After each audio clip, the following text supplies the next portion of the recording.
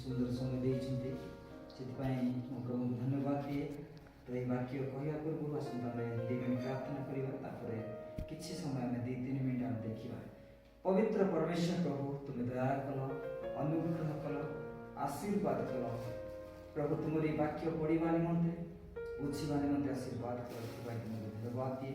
ଯେଉଁ ବାକ୍ୟ ଆମେ ବୁଝିବୁ ପ୍ରଭୁ, କିଛି ସମୟ ପ୍ରଭୁ 2-3 ମିନିଟ୍ ପ୍ରଭୁ ଆମେ ଦେଖିବୁ, ପ୍ରଭୁ ବୁଝିବା ନିମନ୍ତେ ତୁମେ ଆମମାନଙ୍କୁ ବୁଦ୍ଧି ଜ୍ଞାନ ଦିଅ ଏବଂ ସମ୍ପୂର୍ଣ୍ଣ ପ୍ରଭୁ ବିଶ୍ୱାସ ଆମମାନଙ୍କ ଜୀବନରେ ଜନ୍ମ ଏବଂ ବିଶ୍ୱାସର ସହିତ ରହି ପ୍ରଭୁ ଆମେ ସମ୍ପୂର୍ଣ୍ଣ ଭାବରେ ଶକ୍ତିଯୁକ୍ତ ହେଇକି ତୁମକୁ ଧନ୍ୟବାଦ ଦେବୁ। ଯେଉଁ ମା ପ୍ରଭୁ ଅସୁସ୍ଥ ପ୍ରଭୁ କିଛି ମାତ୍ରାରେ ପ୍ରଭୁ ତାହାଙ୍କର ରହିଅଛି ଅସୁସ୍ଥତା, ତାହା ସମ୍ପୂର୍ଣ୍ଣ ସୁସ୍ଥ ହେବ। ସେହିପରି ତୁମେ ଆମମାନଙ୍କ ପ୍ରଭୁ ଶକ୍ତି ଦ୍ୱାରା ତୁମେ ପ୍ରଭୁ ପ୍ରାର୍ଥନା କରିବା ନିମନ୍ତେ ପ୍ରଭୁ ତୁମେ ଶକ୍ତି ପ୍ରଦାନ କର ଏବଂ ମା ସମ୍ପୂର୍ଣ୍ଣ ସୁସ୍ଥ ହେବେ, କୌଣସି ପ୍ରକାର ପ୍ରଭୁ ତାହାଙ୍କ ଶରୀରରେ ସମସ୍ୟା ରହିବ ନାହିଁ। ସେହିପରି ତୁମେ ଆମମାନଙ୍କ ଜୀବନରେ ପ୍ରଭୁ ପ୍ରାର୍ଥନା କରିବା ନିମନ୍ତେ ସାହାଯ୍ୟ କର ବୋଲି ପ୍ରାର୍ଥନା ନିବେଦନ କରି ଯେଉଁ ବାକ୍ୟ ଦେଇଅଛ ସେହି ବାକ୍ୟକୁ ବଚନ ସମର୍ପଣ କରି ପ୍ରଭୁ ଏହି ବାକ୍ୟ ଦ୍ୱାରା ଆମେ ସମ୍ପୂର୍ଣ୍ଣ ପରିବର୍ତ୍ତନ ହେବ, ବିଶ୍ୱାସରେ ପରିପୂର୍ଣ୍ଣ ହେବ। ସେହିପରି ଆମମାନଙ୍କୁ ଆଶୀର୍ବାଦ କର ବୋଲି ପ୍ରଭୁ ବର୍ତ୍ତମାନ ଆସ ଏହି ସମୟରେ ଏହି ଝୁଆ ଦ୍ୱାରା ତୁମେ କଥା କୁହ, ପବିତ୍ର ଆତ୍ମାଙ୍କୁ ପଠେଇ ବୋଲି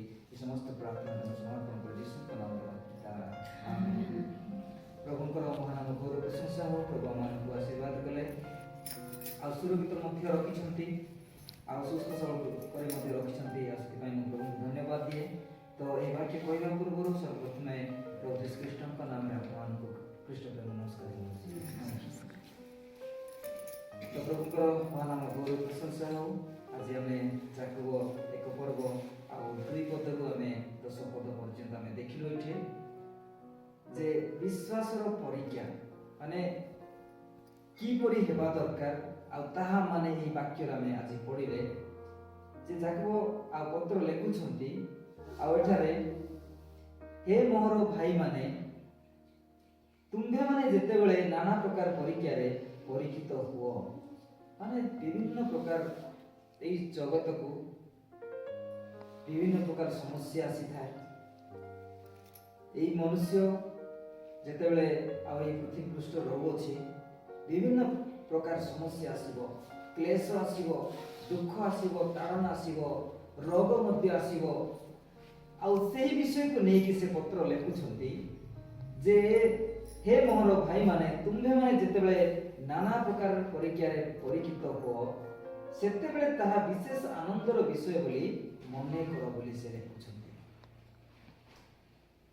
ଏଠାରେ ଆମେ ଭାବୁଥିବା ଯେ ଜଣଙ୍କ ଘରେ ଜଣେ ପୀଡ଼ିତ ହେଇକି ଥିବ, ଅସୁସ୍ଥ ହେଇକି ଥିବ, ତ କେମିତି ସେ ଆନନ୍ଦର ବିଷୟ ବୋଲି ଭାବିବ ବୋଲି ମନେ କରୁ ଆମେ ଭାବୁଥିବା। କିନ୍ତୁ ଯଦି ଆମେ ଭାବିବା ଯେ ଏହା ପ୍ରଭୁଙ୍କର ଆଉ ପ୍ରଭୁଙ୍କ ଅଭିଷେକ ଦ୍ୱାରା ବା ପ୍ରଭୁଙ୍କ ଇଚ୍ଛା ଦ୍ୱାରା ଏହା ହେଇଛି ବୋଲି ଆମେ ଭାବିବା, ତାହେଲେ ପ୍ରଭୁ ନିଶ୍ଚିତ ଭାବରେ ଆଉ ସେହି ସମୟରେ ଆଉ ପ୍ରାର୍ଥନା କରିବା ଦ୍ୱାରା ସାଙ୍ଗେ ସାଙ୍ଗେ ସେ କ'ଣ କରିବେ ନା ତାହାକୁ ସୁସ୍ଥତା ଦେବେ। ଆମମାନଙ୍କର ବିଶ୍ୱାସ ରହିବା ଦରକାର, ଆମମାନଙ୍କର ବିଶ୍ୱାସ ଷ୍ଟ୍ରଙ୍ଗ ହେବା ଦରକାର, ତାହେଲେ ଯାଇକି ଜଣେ ସୁସ୍ଥତା ପାଇବ, ନହେଲେ ସେ ସୁସ୍ଥତା ପାଇବା ବହୁତ କଷ୍ଟ ହୋଇଥାଏ। କାହିଁକି ନା ପ୍ରଭୁଙ୍କର ଆଶୀର୍ବାଦ ଯେଉଁ ପର୍ଯ୍ୟନ୍ତ ଆଉ ଜଣଙ୍କ ପାଖକୁ ଆସିନଥାଏ, ଆଉ ସେହି ପର୍ଯ୍ୟନ୍ତ ସେ ଛଟପଟ ହେଉଥାଏ। ମାନେ ସେ ଇଆଡ଼େ ସିଆଡ଼େ ବୁଲି ସେ ଅସ୍ତବ୍ୟସ୍ତ ହେଇ କ୍ଳାନ୍ତ ହେଇଯିବ। ତାପରେ ଲାଷ୍ଟ କହିବ ମୁଁ ତ ସବୁ କିଛି କରିସାରିଲେଣି, ଆଉ ମୁଁ କିଛି କରିବି ନାହିଁ କହିକି ଆମେ କ'ଣ ଧୈର୍ଯ୍ୟ ହରା ହେଉଛୁ। ତ ସେମିତି ଆମେ ହେବା ନାହିଁ। ପ୍ରଭୁ ଯାହା ବି କରିବେ ଆମମାନଙ୍କର ମଙ୍ଗଳ ପାଇଁ। ସେଥିପାଇଁ ଏଠାରେ ଲେଖା ଅଛି ଯେ ପରୀକ୍ଷା ସେତେବେଳେ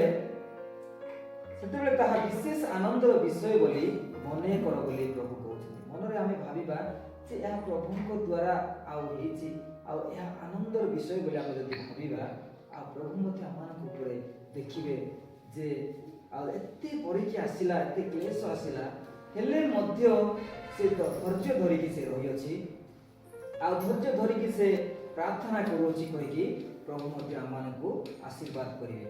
ଆମେ ବାକ୍ୟରେ ଦେଖିଛୁ ଆୟୁବ ପୁସ୍ତକରେ ଆୟୁବଙ୍କର ଜୀବନ କେମିତି ଥିଲା। ମାନେ ତାଙ୍କ ଶରୀରକୁ ମାନେ ଏମିତି ମାନେ ଶୈତାନ କଲା ଯେ ଲାଷ୍ଟରେ ସେ କ'ଣ କରୁଛି ନା ମାଟି ହାଣ୍ଡିର କପୁରୀ ନେଇକି କ'ଣ କରୁଛି ତାଙ୍କ ଦେହରେ ସେ ମାନେ ସମ୍ଭାଳି ପାରୁନି ଶେଷକୁ। ଆଉ ସେହି ସମୟରେ ସେ କ'ଣ କରୁଛି ନା ସେ କପଡ଼ାକୁ ଧରିକି ସେ କ'ଣ କରୁଛି ମାନେ ରାମ୍ପିବାକୁ ସେ ଚେଷ୍ଟା କରୁଛି। ବହୁତ ମାନେ କଷ୍ଟ, ମାନେ ଏତେ କଷ୍ଟ ପାଇଲା ପରେ ମଧ୍ୟ ସେ କ'ଣ କରୁଛି ନା ମୋର ପ୍ରଭୁ ଅଛନ୍ତି ଆଉ ସେ ମୋତେ କ'ଣ କରିବେ, ସୁସ୍ଥ କରିବେ। ଆଉ ତାଙ୍କର ସ୍ତ୍ରୀ ଯେତେବେଳେ କହୁଛି ତାହାଙ୍କୁ ଯେ ଏତେ ସବୁ ହେଲା, ପିଲାମାନେ ମରିଗଲେ, ଗାଈ ଗୋରୁ ସବୁ ଛେଳି ମେଣ୍ଢା ଯାହା ବି ଥିଲା ସବୁ କିଛି ଚାଲିଗଲା, ଧନ ସମ୍ପତ୍ତି ସବୁ ଆଉ ନିଆଁରେ ଆଉ ପଳେଇଲା, ଆଉ ଧ୍ୱଂସ ହେଇଗଲା, ସବୁ କିଛି ଚାଲିଗଲା ଧନ ସମ୍ପତ୍ତି, କିନ୍ତୁ ତମେ ତମ ପ୍ରଭୁ ପ୍ରଭୁ ପ୍ରଭୁ ପ୍ରଭୁ ଆକା ତମେ କହୁଛ ବୋଲି ତାଙ୍କୁ ଗାଳି କରୁଛି। ଆଉ ସେହି ସମୟରେ ଆଉ ଆଇବ ମଧ୍ୟ କହୁଛନ୍ତି ଏ ମୁଢ଼ା ସ୍ତ୍ରୀ ବୋଲି ତାଙ୍କୁ କହୁଛନ୍ତି ତମେ ମୋ ଠାରୁ ଦୂରେଇ ଯାଅ ବୋଲି ତାଙ୍କୁ କହୁଛନ୍ତି। ମାନେ ଯେଉଁମାନଙ୍କର ବିଶ୍ୱାସ ପ୍ରଭୁଙ୍କ ଠାରେ ଥାଏ ଆଉ ସେମାନେ ସବୁବେଳେ ପ୍ରଭୁଙ୍କ ପାଖାପାଖି ରହିକି ବିଶ୍ୱାସରେ ବଢ଼ିବା ପାଇଁ ଚେଷ୍ଟା କରନ୍ତି। କାହା କଥା ସେମାନେ ଶୁଣିବେନି, କେବଳ ପ୍ରଭୁଙ୍କ କଥା ହିଁ ସେମାନେ ଶୁଣିଥାନ୍ତି। ସେହିପରି ଆମମାନଙ୍କ ଜୀବନ ମଧ୍ୟ ଆଉ ଷ୍ଟ୍ରଙ୍ଗ ହେବା ଦରକାର, ବିଶ୍ୱାସ ଷ୍ଟ୍ରଙ୍ଗ ହେବା ଦରକାର। ଯେ ମୋତେ ପେଟର ବ୍ୟଥା ଯନ୍ତ୍ରଣା ରହିଅଛି, କି ବ୍ଲଡ୍ କ୍ୟାନ୍ସର ହେଇଛି, କି ମୁଣ୍ଡର ବ୍ୟଥା ଯନ୍ତ୍ରଣା ରହିଅଛି, କି ଶାରୀରିକ ବ୍ୟଥା ଯାହା ବି ରହିଅଛି ଆଉ ତାହା ପ୍ରଭୁଙ୍କ ଦ୍ୱାରା ଆଉ ମୁଁ ସୁସ୍ଥତା ହେବି ବୋଲି ଆମମାନେ ବିଶ୍ୱାସରେ ଆଉ ରହିବା ଦରକାର। ବିଶ୍ୱାସ ଯେତେବେଳେ ପୁରା ଷ୍ଟ୍ରଙ୍ଗ ଆସିଯିବ ବା ଶକ୍ତିଯୁକ୍ତ ହେବ ଆଉ ସେହି ସମୟରେ କୌଣସି ପ୍ରକାର ଶୈତାନ ଆଉ କାର୍ଯ୍ୟ କରିପାରିବ ନାହିଁ ବା ଶୈତାନ କାର୍ଯ୍ୟ ହେଇପାରିବନି। ସେଥିପାଇଁ ଆମମାନେ ପ୍ରାର୍ଥନାରେ ବିଶ୍ୱାସ ଦ୍ୱାରା ରହିବା। ମୋତେ କିଛି ହେବ ନାହିଁ, ଯାହା ହେଇଥିଲା ହେଇଥିଲା, ଆଉ ଆଗକୁ କିଛି ହେବ ନାହିଁ, ଯାହା କିଛି ମଧ୍ୟ ମୋ ଦେହରେ ଅସୁସ୍ଥତା ରହିଅଛି ତାହା ମଧ୍ୟ ଆଉ ସମ୍ପୂର୍ଣ୍ଣ ସୁସ୍ଥ ହେବ ବୋଲି ଆମମାନେ ବିଶ୍ୱାସ କରିବା ଦରକାର। କେବଳ ବିଶ୍ୱାସ ଏବଂ ପ୍ରାର୍ଥନା ହିଁ ଆଉ ସବୁ କିଛି, ଆଉ କୌଣସି ଆଉ ଶକ୍ତି ନାହିଁ ଆମମାନଙ୍କୁ ସୁସ୍ଥ କରିବା ନିମନ୍ତେ। এই ବାକ୍ୟ ଏବଂ ପ୍ରାର୍ଥନା, ତାପରେ ବିଶ୍ୱାସ ପ୍ରଭୁଙ୍କୁ, ତାପରେ ଆଉ ଗୋଟେ ହେଉଛି ଧୈର୍ଯ୍ୟ ଶକ୍ତି। ଆଉ ଧୈର୍ଯ୍ୟ ଯଦି ନଥିବ ଆମମାନଙ୍କ ପାଖରେ ଆଉ ସେହି ସମୟରେ ଶୈତାନ କ'ଣ କରିବ, ଯେଉଁମାନଙ୍କର ଧୈର୍ଯ୍ୟ ନଥିବ ଆଉ ସେମାନଙ୍କୁ ଶୈତାନ କ'ଣ କରିବ, ଏଇଟା କରେ ସେଇଟା କରେ, ଇଆଡ଼େ ଯା ସିଆଡ଼େ ଯା, ଏ ମେଡ଼ିସିନ କରେ ସେ ମେଡ଼ିସିନ କରେ, ଆଉ ଏମିତି ଯା ସେମିତି କରେ, ଏମିତି ମରେ, ମାନେ ବିଭିନ୍ନ ପ୍ରକାର ଶୈତାନ ସେହି ସମୟରେ ଆମମାନଙ୍କୁ କଥା କହିବ। କିନ୍ତୁ ସେହି ସମୟରେ ଆମମାନେ ଜାଣିବା ଦରକାର ଯେ ମୁଁ ଧୈର୍ଯ୍ୟ ଧରିକି ରହିବି ଆଉ ପ୍ରଭୁ ମୋତେ ନିଶ୍ଚିତ ଭାବରେ ପ୍ରଭୁ ମୋତେ ସୁସ୍ଥ କରିବେ କହିକି ଯଦି ଆମମାନେ ପ୍ରାର୍ଥନା ଏବଂ ବିଶ୍ୱାସ ଏବଂ ଧୈର୍ଯ୍ୟର ସହିତ ରହିବା ଆଉ ନିଶ୍ଚିତ ଭାବରେ ପ୍ରଭୁ କାର୍ଯ୍ୟ କରିବେ। କାହିଁକିନା ମୋ ଜୀବନରେ ମଧ୍ୟ ସେହିପରି ଘଟିଛି। ଆଉ ମୁଁ ମଧ୍ୟ ଆଉ 3 ମାସ ପର୍ଯ୍ୟନ୍ତ ଶୋଇନଥିଲି, ଟୋଟାଲି ଶୋଇନଥିଲି। କେହି ବିଶ୍ୱାସ କରିବିନି ଏ କଥା କହିଲେ। ଆଉ 3 ମାସ ପର୍ଯ୍ୟନ୍ତ ମୁଁ ଶୋଇନଥିଲି, ପୁରା ପତଳା ହେଇଯାଇଥିଲି। ଆଉ ପବନ ଆସିଲେ ମୋତେ ଆଉ ଠେଲୁଥିଲା, ଏମିତି ହେଉଥିଲି, ଚାଲିଲା ବେଳକୁ ହଲୁଥିଲି। ତ ଏମିତି ସିଷ୍ଟମ ହେଇଯାଇଥିଲା। ଆଉ ହେଲେ ମଧ୍ୟ ମୁଁ ପ୍ରଭୁଙ୍କୁ ଛାଡ଼ିନଥିଲି। ମୋତେ ଯେମିତି ମୁଁ ଆଗୁଥିଲି ସେମିତି ହିଁ ଆଉ ମୋତେ କରିବ ବୋଲି ମୁଁ ବିଶ୍ୱାସ କରିଥିଲି। ଆଉ ମୁଁ ପ୍ରଭୁଙ୍କୁ ଛାଡ଼ୁନଥିଲି, ସେହି ସମୟରେ ପ୍ରାର୍ଥନାରେ ହେଇଥିଲି। ଆଉ ଯେତେ କଷ୍ଟ ଆସିଲେ ମଧ୍ୟ ଆଉ ମୁଁ ସହିବାକୁ ଚେଷ୍ଟା କଲି। ଯାହା ବି ହେଉଛି ହଉ, ଏଇ ଗଳାରେ ସବୁ ଚାରିପଟେ ଗୁଳା ଯାକ, ଗାଡ଼ି ଗୁଳା ଯାକ ମାନେ ଉଠିଲା ଚାରିପଟେ, ଏଇଠୁ ଏ ପର୍ଯ୍ୟନ୍ତ। ମାନେ ମୁଁ ଭିତରକୁ ମାରିକି ଦେଖିଲା ବେଳକୁ ଗୁଳା ହେଇକି ସବୁଆଡ଼େ ବାହାରିଛି। ନିଶ୍ୱାସ ଯାଇପାରୁନି ଏଇଠି।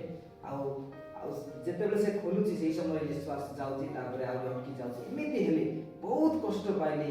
ହେଲେ ମଧ୍ୟ ମୁଁ ଭାବିଲି ଯେ ଏଇଟା କିଛି ନୁହଁ, ପ୍ରଭୁଙ୍କ ହାତରେ ଆମ ପ୍ରଭୁ ଯୀଶୁ ଅଛନ୍ତି ଆଉ ସିଏ ନିଶ୍ଚିତ ଭାବରେ ସୁସ୍ଥ କରିବେ କହିକି ମୁଁ ଧୈର୍ଯ୍ୟର ସହିତ ରହିଲି। ତାପରେ ମୁଁ ଭାବିଲି ଯେ ଲୋକମାନଙ୍କ କଥା ତ ମୁଁ ଦେଖିଛି, ଜାଣିଛି, ଶୁଣିଛି। ଆଉ ଯେଉଁମାନଙ୍କୁ ଏଇ ଗଳାରେ ମାନେ ଯୋଡ଼ା ଆଉ ମାଂସ ଉଠୁଛି ଆଉ ସେଟା ଗଲେ ତ ଆଉ ଲୋକମାନେ ଅସୁସ୍ଥ ହେଇପାରିବେନି, ତାଙ୍କ ନିଶ୍ୱାସ ପ୍ରଶ୍ୱାସ ପୁରା ଅଟକିକି ରହିଯିବ। ଆଉ ଏମିତି ମୁଁ ଶୁଣିଛି କେତେ କଥା। ଆଉ ଭୟଭୀତ ବି ହେଇଯାଉଥିଲି ସେହି ସମୟରେ। କିନ୍ତୁ ମୁଁ ଭୟ କଲି ନାହିଁ, କେବଳ ପ୍ରାର୍ଥନା କରି ସେଇ ପ୍ରେୟାର ପାଣିରେ ଖାଲି ଏମିତି ପୁଛି ଗଲି। ପ୍ରଭୁ ତାହା ସମ୍ପୂର୍ଣ୍ଣ ରୂପରେ ଦୂରେଇ ଦେଲେ। ମାନେ ଗୁଳା ହେଇକି ଚାରିକାନି ସେଟା ଯଦି ଫୁଟିଯିବ ଆଉ ଧୀରେ ଧୀରେ ପୁଚକା ହେଇଯିବ। ଆଉ କେତେଟା ମଧ୍ୟ ଫୁଟି ଯାଇଥିଲା। ଆଉ ମୁଁ ଭାବିଲି ଆଉ ମୁଁ କ'ଣ କରିବି, ଆଉ ବର୍ତ୍ତମାନ ଏଇଟା ମଧ୍ୟ ମୋର ଶେଷ ପର୍ଯ୍ୟାୟ। ଆଉ କିଛି ଖାଇବାକୁ ପାରୁନଥିଲି, କିଛି ନାହିଁ, ମୁଠାଟେ 2 ମୁଠା ଖାଇକି ରହିଯାଉଥିଲି ସେମିତି ହିଁ। ମାନେ କେତେ କଷ୍ଟ, ମାନେ କେତେ ଦୁଃଖ ସେହି ସମୟକୁ ଭାବିଲେ। ଆଉ ଏବେ ମଧ୍ୟ ମୋତେ କାନ୍ଦ ଲାଗେ, କାହିଁକିନା ଏତେ କଷ୍ଟ ପାଇଲି, ମୁଁ କ'ଣ ଭୁଲ କରିଥିଲି ବୋଲି ମୁଁ ମାନେ ଭାବେ, ଆଉ କ'ଣ ଏମିତି ମୁଁ ଭୁଲ କରିଥିଲି ଯେ ମୋତେ ଏତେ କଷ୍ଟ ଆସିଲା, ଦୁଃଖ ଆସିଲା, ତାଡ଼ନା ଆସିଲା ବୋଲି ଭାବିଥାଏ ବେଳେବେଳେ। ତ ସେମିତି ଆମମାନେ କ'ଣ କରିବା ନା ଧୈର୍ଯ୍ୟର ସହିତ ଆମେ ରହିବା। କାହିଁକି ନା ଧୈର୍ଯ୍ୟ ଯଦି ଆମମାନଙ୍କ ପାଖରେ ଅଛି, ଶୈତାନ କେବେ ମଧ୍ୟ ଆମମାନଙ୍କୁ କାଢ଼ିକି ନେଇପାରିବ ନାହିଁ, କି କେବେ ମଧ୍ୟ ଆମମାନଙ୍କୁ ସେ ମୃତ୍ୟୁ ଦଣ୍ଡ ଦେଇପାରିବ ନାହିଁ। ଯଦି ଆମମାନଙ୍କ ପାଖରେ ଧୈର୍ଯ୍ୟ ନାହିଁ, ତାହେଲେ କରି କ'ଣ କରିବ, ବିରକ୍ତ କରାଇବ। ଲାଷ୍ଟରେ ନାଇଁ ମୁଁ ମରିଯାଉ ବୋଲି ଯେତେବେଳେ ସମର୍ପଣ ହେଇଯିବ ଶୈତାନ ପାଖରେ, ସେ ଧୀରେ ଧୀରେ ସେ ଆଟାକ୍ କରିବାକୁ ଆରମ୍ଭ କରିବ। ହଉ ଠିକ୍ ହେଲା, ଏବେ ଆଉ କିଛି ନାହିଁ, ସେ ତ ସମର୍ପଣ ହେଇଗଲାଣି, ଆଉ ମରିଗଲେ ମରିଯାଉ ବୋଲି ଲୋକମାନେ ନିଜ ଜୀବନରେ ସେମାନେ ପ୍ରକାଶ କରୁଛନ୍ତି। ଆଉ ସେହି ସମୟରେ ଶୈତାନ କ'ଣ କରୁଛି, ତାହା ଗ୍ରହଣ କରିଥାଉଛି। ଗ୍ରହଣ କରିକି ସେ କ'ଣ କରିବ, ତାଙ୍କୁ ମାରିବା ପାଇଁ ଚେଷ୍ଟା କରିବ, ଆଉ ମାରିକି ସେ ତାଙ୍କୁ ସମ୍ପୂର୍ଣ୍ଣ ରୂପରେ ଆଉ ଦଗ୍ଧ କରିଦେବ, ଆଉ ଶେଷ କରିଦେବ ତାଙ୍କ ଜୀବନକୁ। ସେହିପରି ଆମେ ବିଶ୍ୱାସ ନ କରି ଆଉ ବିଶ୍ୱାସ ଏବଂ ଧୈର୍ଯ୍ୟର ସହିତ ଆମେ ପ୍ରଭୁଙ୍କୁ ପ୍ରାର୍ଥନା କରିବା, ଦ୍ୱିମନ ହେବା ନାହିଁ। ଆଉ ବାକ୍ୟ ଲେଖା ଅଛି, ଦ୍ୱିମନ ହେଉଥିବା ଲୋକମାନେ କୌଣସି ପ୍ରକାର ସେମାନେ ପାଇପାରିବେନି ବୋଲି ଏଠି ବାକ୍ୟରେ ଲେଖା ଅଛି। ସେଥିପାଇଁ ଏକ ମନ ଏକ ପ୍ରାଣ ହେଇକି ଏକ ଧ୍ୟାନ କରିକି ଆମେ ପ୍ରଭୁଙ୍କଠାରେ ପ୍ରାର୍ଥନା କରିବା। ଆଉ ମୋର କିଛି ଅସୁବିଧା ହେବ ନାହିଁ, ପ୍ରଭୁ ମୋ ପାଖରେ ଅଛନ୍ତି କହିକି ଆମେ ଯଦି ବିଶ୍ୱାସରେ ପ୍ରାର୍ଥନା କରି ରହିବା, ତାହେଲେ ପ୍ରଭୁ ଆମମାନଙ୍କୁ ମଧ୍ୟ ଆଉ ସୁସ୍ଥ କରିବେ, ଆଉ ସୁରକ୍ଷିତ ଭାବରେ ରଖିବେ। ଅନେକ ହଜାର ଲୋକମାନେ ଆଉ ସୁସ୍ଥତା ଆଉ ପାଉଛନ୍ତି ପ୍ରଭୁଙ୍କ ନାମରେ। ଆଉ ତାହା ପାଇଲା ପରେ ସେମାନେ ଫୋନ୍ କରିଥାଉଛନ୍ତି ଯେ ଆଜ୍ଞା ସୁସ୍ଥ ହେଲୁ। ଏଇ ମଝିରେ ଆମେ ଭୁବନେଶ୍ୱର ଥିଲୁ, 10 ଦିନ ପ୍ରେୟାରରେ ହିଁ ଥିଲୁ, ଆଉ ଘର ଯାଇକି ମୁଁ ପ୍ରାର୍ଥନା କରୁଥିଲି। ଆଉ ସେଇ ଦିନରେ ହିଁ ପ୍ରଭୁଙ୍କ ନାମରେ ସେମାନେ ସୁସ୍ଥତା ପାଇଲେ। ପ୍ରାର୍ଥନା କରୁ ହାତ ଛୁଁ ସେମାନେ ଆଉ ସାଙ୍ଗେ ଉଠିକି ବସିକି ସେମାନେ ଆଉ କହୁଛନ୍ତି ଆଜ୍ଞା ବର୍ତ୍ତମାନ ଫ୍ରି ଲାଗିଲା ବୋଲି କହୁଛନ୍ତି। କାଲି ମଧ୍ୟ ଫୋନ୍ କରିଥିଲେ, ଆଜ୍ଞା ଆମେ ସମ୍ପୂର୍ଣ୍ଣ ସୁସ୍ଥ ହେଇଗଲୁଣି, ଆଉ କେବେ ଆସିବେ ଆପଣ ବୋଲି ସେମାନେ ଫୋନ୍ କରୁଛନ୍ତି। ମାନେ ଲେଟ୍ ନାହିଁ, ପ୍ରଭୁଙ୍କ ଠାରେ କୌଣସି ପ୍ରକାର ଲେଟ୍ ହେବ ନାହିଁ। ଆମମାନେ ଯଦି ବିଶ୍ୱାସ କରିବା, ଆମମାନଙ୍କର ପ୍ରାର୍ଥନା ରହିବ, ଆମମାନଙ୍କର ଧୈର୍ଯ୍ୟ ରହିବ, ଆଉ ଧୈର୍ଯ୍ୟ ରହିକି ବିଶ୍ୱାସ ଯଦି ଆମେ କରିବା, କୌଣସି ପ୍ରକାର ଅସୁବିଧା ହେବ ନାହିଁ। ମୋ ଜୀବନର ଷ୍ଟୋରି ମଧ୍ୟ ମୁଁ କହୁଥିଲି ଆଉ ସାକ୍ଷ୍ୟ କହୁଥିଲି। ଆଉ ସେମିତି ଆମେ ସମସ୍ତେ ସୁସ୍ଥ ହେବା, କିଛି ଅସୁବିଧା ନାହିଁ। ଗଳାରେ କ'ଣ ହେଇଛି କ'ଣ ନାହିଁ, ଆଉ ମୋତେ କହୁଥିଲେ ଅପରେସନ୍ କରିଯିବା, ଆଉ ଅପରେସନ୍ କରିକି ସବୁ ଯାକ କାଟିବା ବୋଲି କହୁଥିଲେ। ଆଉ ଯେଉଁ ପିଲାଟା ଜଣେ ଆମ ସାହି ପଡ଼ିଶାର ପଛପଟେ, ତାଙ୍କୁ ଯାଇକି ଅପରେସନ୍ କରିଦେଲେ, ସବୁ ଯାକ କାଢ଼ିକି ଇଏ କରିଦେଲେ। କିନ୍ତୁ ମୁଁ ଡରିଗଲି, ଆଉ ମୁଁ ତ ଖାଇପାରୁନି, କିଛି ତ ହେବ ନାହିଁ, ମାଂସ ଯୋଡ଼ିବ ନାହିଁ, ତାହେଲେ ମୁଁ କ'ଣ ହେବି କହିକି ଭାବିଲି। ତାପରେ ଭାବିଲା ପରେ ନାଇଁ ଯାହା ହେଉଛି ହଉ, ମୁଁ ଏମିତି ହିଁ ରହିଯିବି କହିକି ପ୍ରେୟାର ଦ୍ୱାରା ହିଁ ରହି ମୁଁ ଆଉ ଧୈର୍ଯ୍ୟର ସହିତ ବିଶ୍ୱାସର ସହିତ ରହି ପ୍ରାର୍ଥନା କଲି। ତାପରେ ଆଉ ସେଇ ସମୟଠାରୁ ଧୀରେ ମୁଁ ସୁସ୍ଥତା ପାଇଲି। ସେମିତି ଆମେ ଧୈର୍ଯ୍ୟର ସହିତ ଆମମାନଙ୍କୁ ରହିବାକୁ ପଡ଼ିବ। କୌଣସି ପ୍ରକାର ମନ୍ଦ ଶକ୍ତି ଆମମାନଙ୍କୁ କାର୍ଯ୍ୟ କରିପାରିବ ନାହିଁ କହିକି ଆମମାନେ ବିଶ୍ୱାସ କରି ରହିବା ଦରକାର। ଯଦି ଟଳମଳ ହେବା, ଆଉ ଏମିତି ସିଧା ଠିଆ ହେଇକି ଯଦି ଏମିତି ହେବା, ଶୈତାନ ଆସିକି ଆମମାନଙ୍କୁ ମାଡ଼ି ବସିବ। ସେ ଖୋଜୁଥାଏ, ମାନେ ସିଂହ ପ୍ରାୟ ଗର୍ଜନ କରି ବୁଲୁଅଛି ବୋଲି ବାକ୍ୟରେ ଲେଖା ଅଛି। ସେ କ'ଣ କରିବ, ଚତୁଃପାର୍ଶ୍ୱ ବର୍ତ୍ତମାନ ଆମେ ଏଇ ସମୟରେ ଆଉ ପ୍ରଭୁଙ୍କର ଆଉ ବାକ୍ୟ ଶୁଣୁଛୁ, ଆଉ ପ୍ରଭୁଙ୍କର ବାକ୍ୟ କହୁଛୁ ଆମେ, କିନ୍ତୁ ଏଇ ଦ୍ୱାରରୁ ସେପଟେ ଗଲାବେଳକୁ ସେ କ'ଣ କରିବ, ସାଙ୍ଗେ ଆମମାନଙ୍କର ମାଇଣ୍ଡକୁ ସେ ହଜେଇବାକୁ ଚେଷ୍ଟା କରିବ। କେବେ ଆପଣମାନେ ପଚାରିଥିବେ ଯେ ଚର୍ଚ୍ଚରେ କ'ଣ ଆଜି ଶିକ୍ଷା ଯାଇଥିଲା ବୋଲି, ମାନେ ଜଷ୍ଟ ବାହାରୁଛନ୍ତି, ଚର୍ଚ୍ଚରୁ ଟିକେ ବାହାରିବେ, ଦ୍ୱାର ବନ୍ଧରୁ ଟିକେ ଆଗକୁ ବାହାରିବେ, ଆଉ କିଛି ମନେ ପଡ଼ୁନଥିବ। ଏମିତି ବି ହେଉଛି ବେଳେବେଳେ, ଆଜ୍ଞା ଏମିତି ହେଉଛି, ଆମ ପାଇଁ ଟିକେ ପ୍ରାର୍ଥନା କରିଦିଅନ୍ତୁ ବୋଲି କହୁଛନ୍ତି। କିଏ ନେଇଯାଉଛି ସେଇଟା? ସବୁ ତ ଶୁଣିଲେ, ସବୁ ବାକ୍ୟ ଶୁଣିଲେ, ଆଉ ଗୀତ ଗାଇଲେ, ପ୍ରାର୍ଥନା କଲେ, ସବୁ କିଛି କଲେ, ସାକ୍ଷ୍ୟ ଦେଲେ, କିନ୍ତୁ ବାହାରକୁ ଆସିଲା ପରେ ଆଉ କିଛି ମନେ ପଡ଼ୁନି। କୋଉ ବିଷୟରେ ଶିକ୍ଷା ଦିଆଯାଇଥିଲା କିଛି ହିଁ ମନେ ପଡ଼ୁନି। ନାଇଁ ବିଶ୍ୱାସ ବିଷୟରେ ଆଉ ପ୍ରାର୍ଥନା କରିକି ଆଉ ପ୍ରଭୁଙ୍କର ଦାସ କହିଥିଲେ, କିନ୍ତୁ ବର୍ତ୍ତମାନ ତାହା ତାଙ୍କ ମନରେ ପୁରା ଉଡ଼ି ଯାଇଛି, ତାଙ୍କ ମନରେ ଆଉ ନାହିଁ, ମନରେ କିଛି ନାହିଁ, ମନେ ପଡ଼ୁନି ବୋଲି କହୁଛନ୍ତି। ଏମିତି ମଧ୍ୟ ହୁଏ। ସେଥିପାଇଁ ଆମମାନଙ୍କ ଜୀବନରେ ବାକ୍ୟ ମଧ୍ୟ ରଖିବା ଦରକାର। ବାକ୍ୟ ରଖିଲେ ପ୍ରଭୁ ଆମମାନଙ୍କୁ ଆଶୀର୍ବାଦ କରିବେ, ଆଉ ସେଇ ବାକ୍ୟ ଦ୍ୱାରା ହିଁ ଆମେ ଶୈତାନକୁ ଯୁଦ୍ଧ କରିବା, ଆଉ ରୋଗକୁ ମଧ୍ୟ ଆମମାନଙ୍କ ଶରୀରରୁ ଆମେ ଦୂରେଇ ପାରିବା ସେଇ ବାକ୍ୟ ଦ୍ୱାରା। ଏଇ ବାକ୍ୟ ଯେଉଁ ବାକ୍ୟ ଦେଇଛନ୍ତି ପ୍ରଭୁ, ଆଉ ସେଇ ବାକ୍ୟ ଦ୍ୱାରା, ବିଶ୍ୱାସ ଦ୍ୱାରା, ଆଉ ଏଇ ବାକ୍ୟ ଦ୍ୱାରା ଯଦି ଆମେ ଆଦେଶ କରିବା, ପ୍ରଭୁ ମହତ୍ କାର୍ଯ୍ୟ କରିବେ।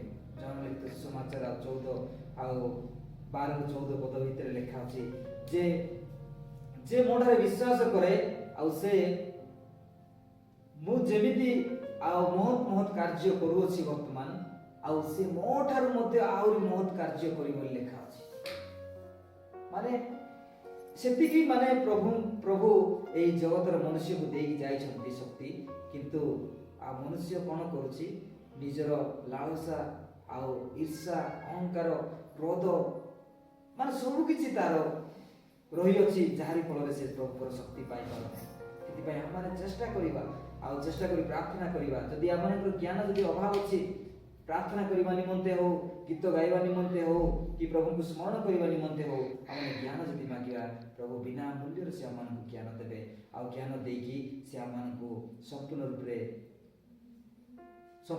रूप से ज्ञान हमन को ढालिबे आ ढालिकी से हमन को ज्ञानी करिवे सेति पय प्रार्थना रे रहिबा विश्वास करिबा आ प्रभु हमन को आशीर्वाद करिवे दी मन नहीं कि एक मन नहीं कि हमें प्रार्थना करिबा प्रभु हमन को निश्चित भाव रे आ आशीर्वाद करिवे और सुरक्षित रखिवे कौन सी असुविधा हबो नाही आ अनेक स्थान रे मु प्रार्थना करि कि आसी अछि आ समस्त सुस्थ सबल अछंती आ सेति पय आ विश्वास रे रहंतु निश्चित भाव रे प्रभु आप मन को आशीर्वाद करिवे ए अल्प शिक्षा को प्रभु हमन को आशीर्वाद करतु आमेन